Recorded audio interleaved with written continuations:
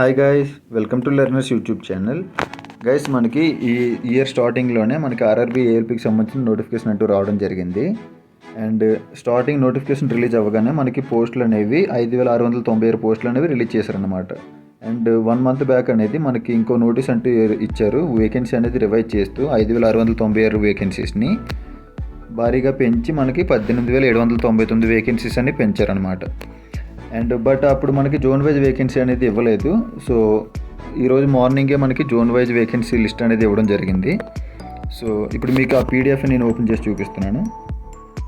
మీరు ఇక్కడ చూసుకుంటే మొత్తం వేకెన్సీ అనేది రివైజ్ ఇవ్వడంతో పాటు మనకి లింక్ అనేది ప్రొవైడ్ చేస్తారని చెప్పారనమాట. ఎందుకంటే ఇంతకుముందు వేకెన్సీస్ తక్కువ వల్ల మనం ఒక రైల్వే జోన్ బోర్డు పెట్టుకుని ఉండొచ్చు. అండ్ ఇప్పుడు వేకెన్సీస్ పెరిగాయి కాబట్టి మన మైండ్ ఏమైనా మారితే మనం వేరే బోర్డుకి అనేది చేంజ్ అవ్వచ్చు అనమాట. ఇన్ కేసు లాస్ట్ టైం సికింద్రాబాద్లో పోస్టులు ఏమైనా తక్కువ ఉన్నాయని చెప్పేసి వేరే బోర్డు ఏమైనా పెట్టుకున్నారు. ఇప్పుడు సికింద్రాబాద్లో కూడా పోస్టులు పెరిగాయి కాబట్టి మళ్ళీ హోమ్ జోన్ పెట్టుకునే ఛాన్స్ ఉంది. సో దానికోసమని మనకి లింక్ అనేది యాక్టివ్ చేస్తారనమాట. బట్ ఇంకా లింక్ అనేది యాక్టివ్ అవ్వలేదు. లింక్ యాక్టివ్ అవ్వగానే అది వితిన్ 10 days వరకు మాత్రమే మనకి అవైలబుల్గా ఉంటుంది. సో ఆల్రెడీ లింక్ యాక్టివ్ అవ్వగానే నేను మన టెలిగ్రామ్ ఛానల్లో లింక్ అనేది నేను ప్రొవైడ్ చేస్తాను. సో ఏఎల్పీకి అప్లై చేసిన వాళ్ళు ఎవరైనా ఉంటే దాన్ని యూజ్ చేసుకొని మనకి జోన్ అనేది మోడిఫై చేసుకోవచ్చు. అండ్ మనకి ఏ జోన్ ఎన్ని పోస్టులు పెరిగాయని చూసుకుంటే, సో ఇక్కడ చూడండి, ప్రీవియస్గా సికింద్రాబాద్కి మనకి ప్రజెంట్ చూసుకుంటే 665 ఏమో ఈస్ట్ కోస్ట్ రైల్వేకి ఉన్నాయి. అండ్ సౌత్ సెంట్రల్ రైల్వే తరపునేమో 1863 పోస్టులు అనేవి ఇచ్చారు. సో మొత్తం కలిపి మనకి 2,528 పోస్టులు అనేవి ఇవ్వడం జరిగింది. అదే ప్రీవియస్గా చూసుకుంటే ఈ ఇయర్ స్టార్టింగ్లో ఇచ్చిన నోటిఫికేషన్లో చూసుకుంటే జస్ట్ 758 పోస్టులు మాత్రమే ఇచ్చారు రెండు కలిపి. సో ఇప్పుడు ఆల్మోస్ట్ 33% అనేది పెరగడం జరిగింది. సో ఒక సికింద్రాబాద్ అని కాదు, మొత్తం అన్నింటికి కూడా సేమ్ ఇలానే జరిగింది. సో ఇక్కడ మీకు చూడండి, నేను మొత్తం అన్ని కూడా డీటెయిల్గా రాశాను. ఇక్కడ మీరు చూసుకుంటే సికింద్రాబాద్కి మనకి యాక్చువల్గా 2018 నోటిఫికేషన్ ఇచ్చారు కదా, అందులో చూసుకుంటే మనకి 3,133 పోస్టులనే ఉండేవి. అండ్ ప్రజెంట్ రివైజ్డ్ వేకెన్సీస్ కలుపుకొని మనం చూసుకుంటే ప్రజెంట్ 2024 నోటిఫికేషన్లో 2,528, అంటే జస్ట్ ఒక 19% అనేది డ్రాప్ కనిపిస్తుంది అనమాట మనం 2018 నోటిఫికేషన్తో కంపేర్ చేస్తే. అదే ఇన్ కేస్ చెన్నై బోర్డు చూసుకుంటే ప్రీవియస్గా 761 ఉండేవి అండ్ ఇప్పుడు 493 అనేవి కనిపిస్తున్నాయి. అండ్ భువనేశ్వర్ చూసుకుంటే ఇంతకుముందు 2,228 ఉండేవి, ఇప్పుడు 930 అనమాట. సో బాగా పోస్టులు పెంచినప్పటికీ కూడా చాలా దారుణంగా పోస్టులు అనేవి తగ్గాయి అనమాట భువనేశ్వర్లో. సో భువనేశ్వర్కి ఇంతకుముందు లాస్ట్ ఇయర్ కట్ ఆఫ్ అది తక్కువ ఉంది, ఈసారి కూడా కట్ ఆఫ్ తక్కువ ఉంటుంది అనుకునే వాళ్ళు ఒకసారి ఇక్కడ చూడండి. పోస్టులు ఇంతవరకు తగ్గడం వల్ల కట్ ఆఫ్ కూడా భువనేశ్వర్ కూడా ఈసారి అంత తగ్గేంత ఛాన్సెస్ అయితే లేవు.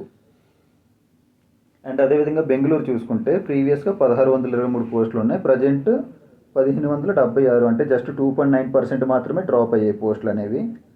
అండ్ ప్రీవియస్ కట్ ఆఫ్లు చూసుకుంటే ఇక్కడ నేను టైర్ 2 కట్ ఆఫ్లు అనేది మీకు ఇవ్వడం జరిగింది.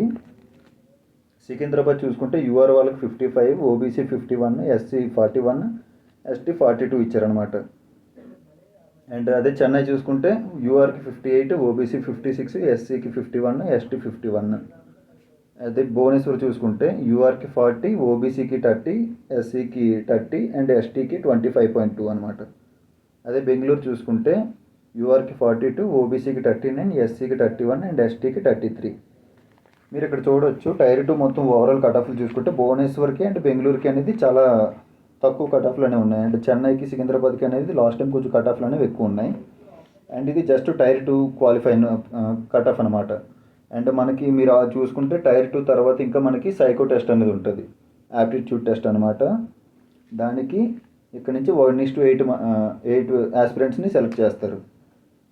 సో ఇంకా సైకో టెస్ట్ క్వాలిఫై అయిన తర్వాత ఈ టైర్ 2లో వచ్చిన స్కోరింగ్ నుంచి 70% అనేది తీస్తారు. అంటే సైకో టెస్ట్ నుంచి ఒక 30% స్కోరింగ్ తీసి ఓవరాల్గా 100 మార్క్స్కి 2 యాడ్ చేసి మనకి ఫైనల్ మెరిట్ కట్ ఆఫ్ అనేది తీస్తారనమాట.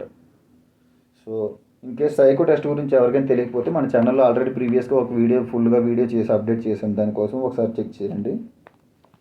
అండ్ ప్రజెంట్ మీరు ఏ జోన్కి అప్లై చేసుకోవాలి అనుకుంటున్న వాళ్ళు చూడండి, మనం మ్యాక్సిమం సౌత్ కాబట్టి ఈ 4 నేను ఎందుకు రాశానంటే సికింద్రాబాద్, చెన్నై, భువనేశ్వర్, బెంగళూరు మ్యాక్సిమం మెంబర్స్ అనేది వీటికే ప్రిఫరెన్స్ అనేవి మనకి ఇస్తూ ఉంటారనమాట. అండ్ ప్రీవియస్గా మనం చూసుకుంటే వీటన్నిటిలో హైయెస్ట్ కట్ ఆఫ్ సికింద్రాబాద్కి ఉంది, నెక్స్ట్ చెన్నై అండ్ బెంగళూరు, లాస్ట్లో భువనేశ్వర్ అనమాట. కానీ ఈసారి భువనేశ్వర్ పెట్టుకుంటే ఒకసారి మీరు చూడండి, పోస్టులు అనేవి ఆల్మోస్ట్ 58.2% అనేది డ్రాప్ అవ్వడం జరిగింది. సో భువనేశ్వర్ కూడా కట్ ఆఫ్ అనేది ఎక్కువగానే ఉండబోతుంది ఈసారి.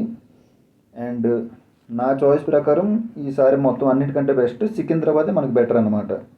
సో పోస్టులు అనేవి కూడా ఎక్కువ ఉన్నాయి, బట్ సికింద్రాబాద్లో కాంపిటీషన్ ఎక్కువ ఉంటుంది కాబట్టి ఇన్ కేస్ మీరు అవుట్ జోన్కి వెళ్ళి మీరు డేరింగ్ మీరు చేయాలనుకుంటే మీకు సికింద్రాబాద్ కంటే బెస్ట్ చాయిస్ మీకు బెంగళూరు అవుతుంది అనమాట.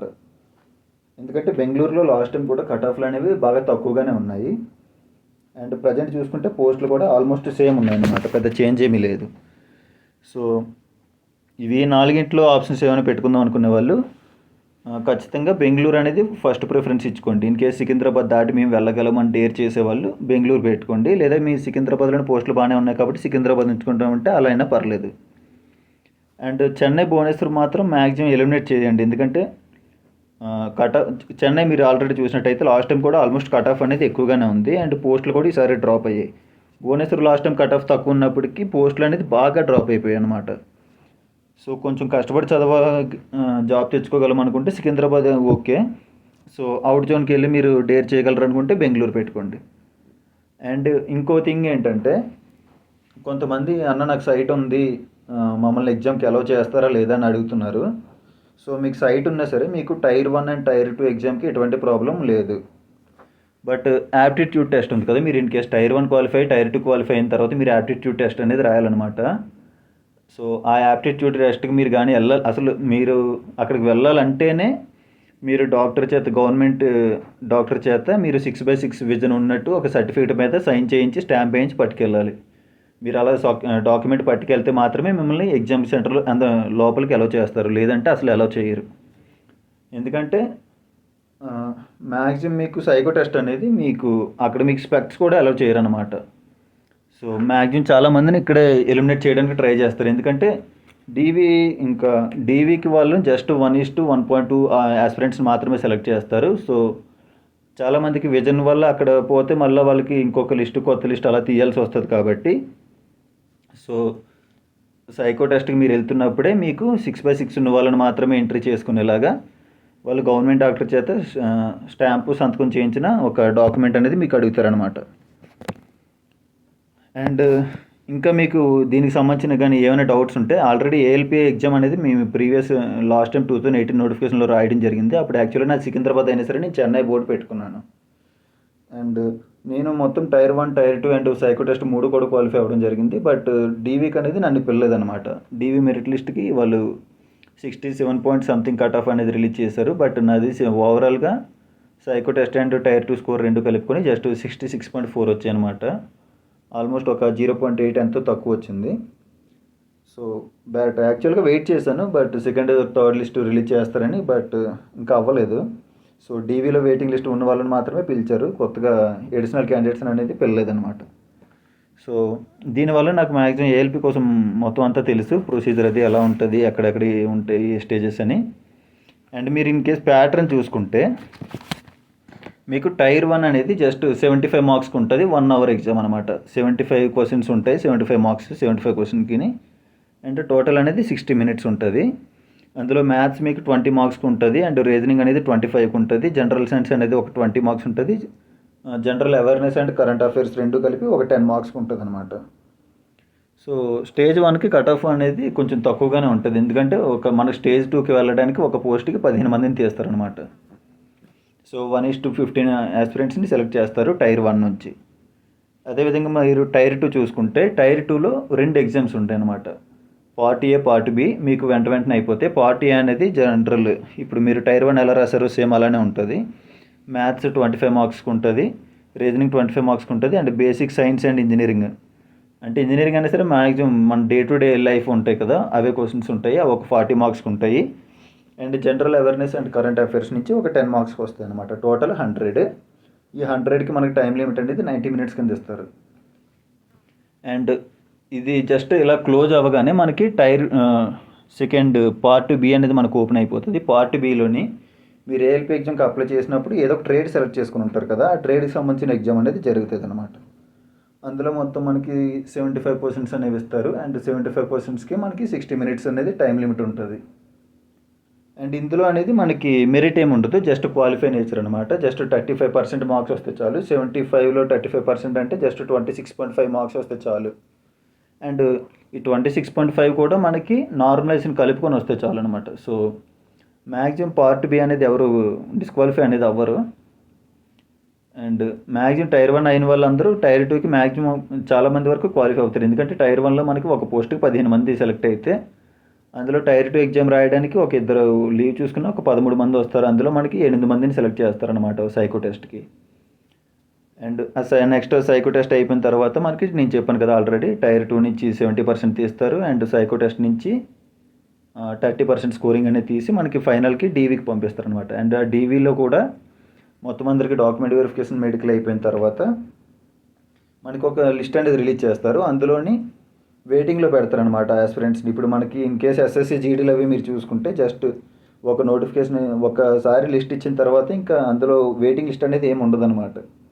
ఇన్ కేసు ఒకవేళ వాడు వెళ్ళకపోయినా సరే ఇంకా అది వేకెన్సీ అయిపోతుంది. బట్ ఇక్కడ అలా కాదు. ఇన్ కేసు ఒక 100 పోస్టులు ఉంటే ఒక 120 మందిని వెయిటింగ్ మొత్తం సెలెక్ట్ చేస్తారు, 20 మందిని వెయిటింగ్ లిస్ట్లో ఉంచుతారనమాట.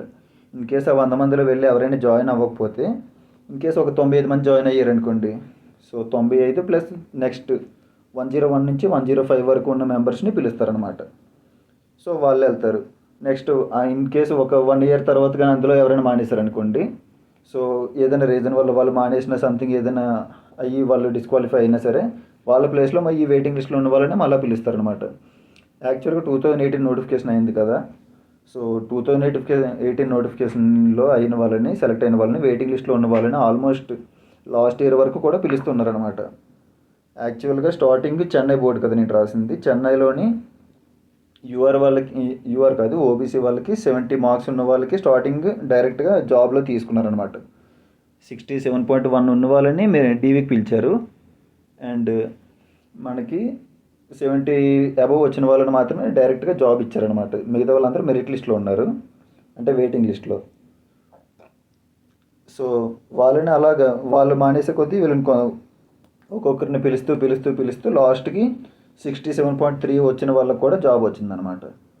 సో మ్యాక్సిమం వెయిటింగ్ లిస్ట్లో ఉన్నా సరే జాబ్ వస్తుంది. ఎస్ఎస్సి జీడీ లాగా వదిలేయడం అంటూ ఉండదు. అండ్ సో ఇదన్నమాట మొత్తం ఏఎల్పికి సంబంధించింది. ఇన్ కేస్ నేను మీకు ఏమైనా డీటెయిల్గా కావాలంటే చెప్పండి, నేను దాని గురించి మొత్తం నా ఎక్స్పీరియన్స్ అంతా షేర్ చేసుకుని మొత్తం నా మార్క్స్ లిస్టులు అవి కూడా నా దగ్గర ఉన్నాయి. మొత్తం స్కోరింగ్ ఎంత వచ్చింది, ఏ పార్ట్ ఎంత వచ్చింది అనేది అవన్నీ మీకు చూపిస్తే ఇంకో వీడియో అనేది నేను తయారు చేస్తాను ఇన్ కేస్ మీకు ఇంట్రెస్ట్ ఉంటే. ఇన్ కేస్ మీకు ఏమైనా పర్సనల్గా డౌట్ ఉంటే నేను మన డిస్క్రిప్షన్లో టెలిగ్రామ్ ఛానల్ లింక్ ప్రొవైడ్ చేస్తాను, అక్కడ నన్ను మీరు కాంటాక్ట్ అవ్వచ్చు. అండ్ అదే డిస్క్రిప్షన్లో నేను మన ఇన్స్టాగ్రామ్ ఛానల్ కూడా ప్రొవైడ్ చేస్తాను. సో అందులో మనకి ఎంసీక్యూ క్వశ్చన్స్ అవి ఇవ్వడం జరుగుతుంటుంది, కాంపిటేటివ్ ఎగ్జామ్ సంబంధించింది. అండ్ ఇంపార్టెంట్ బిట్స్ కూడా చెప్పడం జరుగుతుంది. సో ఇంట్రెస్ట్ ఉన్న వాళ్ళు దాన్ని కూడా ఫాలో అవ్వండి. So thank you.